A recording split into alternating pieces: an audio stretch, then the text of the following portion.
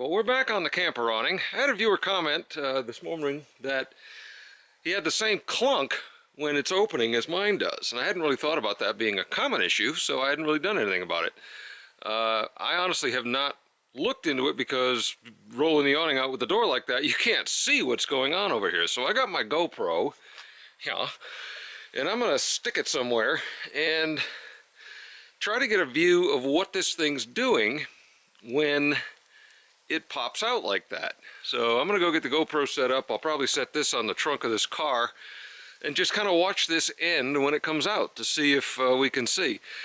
It still strikes me as the shock is a little weak and it's just not able to push it out, because that's what it does. It kind of comes out, you can see, I think you'll see the top loosen up and then it just goes thunk.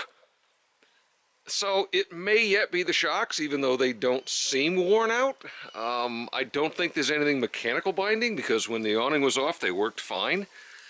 So we're going to take a look at it, and I may end up ordering, seeing what these things are supposed to do. Maybe there's some notes on them as to what kind of force they're supposed to have, and I can probably measure that with a scale. And we're going to see if we can come up with a way to stop this from making that annoying noise, because I don't think my little one does it either, that I recall. Anyway, back in a few.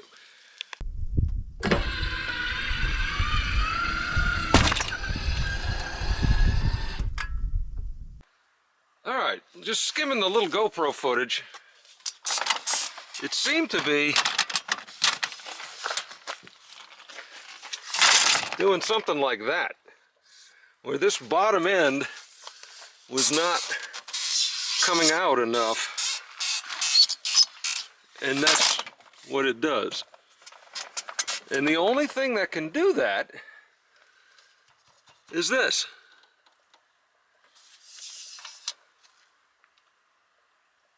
Not that I want to, because they're a pain to do, but I wonder if I switched those around or swapped one off of my small unit to that one, if it might help. I wonder. I don't see any other binding. The bottom part of it looked okay. Everything, when it closes, there's nothing that I can see in here that's off center or kind of out of place. It's as if it's just sticking and then popping out. There's no lip or anything like that. I'm not quite sure why. We're not going to roll it out all the way. We're going to suck it back in and see if it does it again without rolling it out all the way.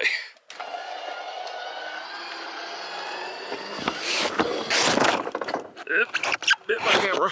Don't do that. Alright. Let's see if it does it again.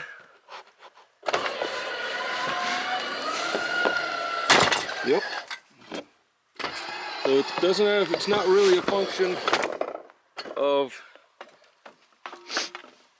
whether it goes out all the way or not. And this is all rolled up nice, but it's free.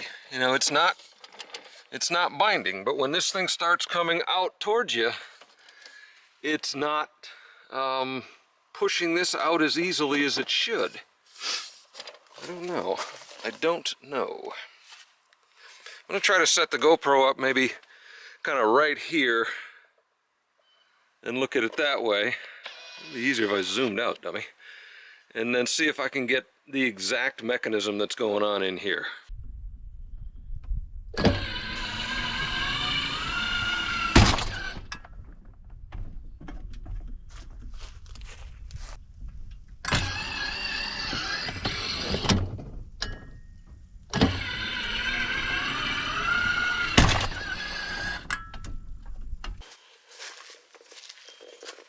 You can see how little this has moved so far. It's only moved out about an inch to get to this point where it pops. And the other one's about the same.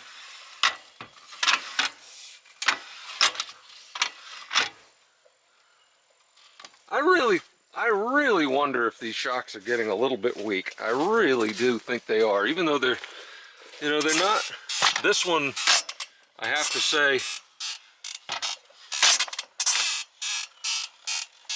when it gets down there, there is very little vertical push at that level.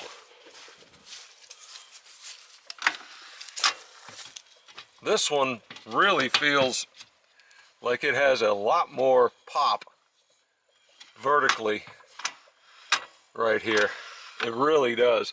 I think that shock is getting worn out. I really do. Even though it's got a lot of strength and is able to do its job, I think that this thing, you know, when I push it against it, there's nothing right there compared to the other one. There is very little force at all to, you know, keep that down when it's in that position. And this one, okay, I mean, it's a lot harder to hold that in there like that. I think that shock's worn out. I really do. So I'm going to order a couple of new sets of shocks, or a new set of shocks.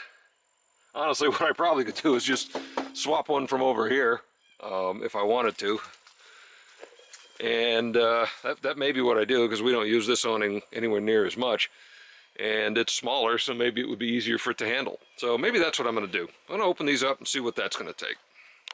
Spoke too soon. It's funny, I just went to open this one up and it clunked. I think that's the first time I've noticed it on the small one.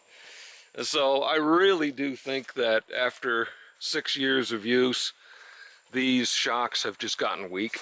So I'm going to try to get the numbers off of them. You can see the Liftomatics right here. I'm going to get the numbers off of those and see if I can find a set that matches and get them on order. They're probably not going to be cheap, because these, I know for a car, can be rather expensive.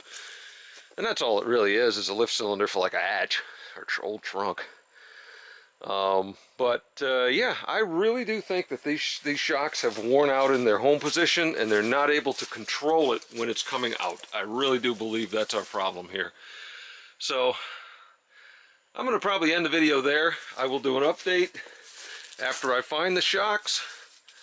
And if they work, they'll be available on my Amazon affiliate. And I hope that you're all having a good day. I am still really happy with that new awning. I'm very happy with that new awning. As miserable as it was to install it, that was well worth it. So, hope you're all having a good day. Take care.